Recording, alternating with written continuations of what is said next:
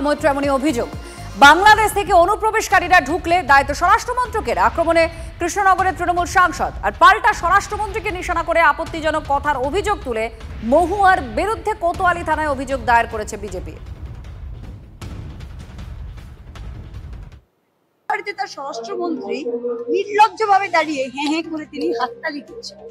আমি জিজ্ঞেস করছি, যদি ভারতের সীমান্ত রক্ষা করার আমাদের কেউ নেই, যদি অন্য দেশের মানুষরা রোজে শয়ে শয়ে লাখে লাখে কোটি কোটিতে ঢুকে যাচ্ছে, যে আমাদের মা বোনদের উপর চোখ দিচ্ছে, আমাদের জমি কেড়ে নিচ্ছে, যে স্বরাষ্ট্রমন্ত্রী এবং যে স্বরাষ্ট্রমন্ত্রক দেশের বর্ডারকে রক্ষা করতে পারে না, যে প্রধানমন্ত্রী নিজেই বলছে যে বাইরে থেকে লোক এসে আমাদের মা বোনদের দিকে নাকি চোখে নজর দিচ্ছে, নাকি কি চোখ মেলাতা হিন্দিতে কি একটা বললো নাকি শব্দ, আমাদের জমি দখল করে দিয়েছে। মহুয়া মৈত্রের বক্তব্য শুনলেন। আর এই প্রশ্নের পরেই তার বিরুদ্ধে এফআইআর দায়ের করেছে বিজেপি।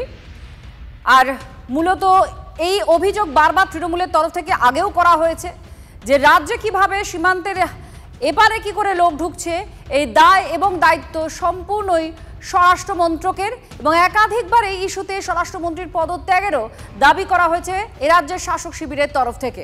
কিন্তু এবার তৃণমূল সাংসদ মহুয়া মৈত্রর আপত্তিজনক মন্তব্য করেছেন স্বরাষ্ট্রমন্ত্রীকে নিয়ে।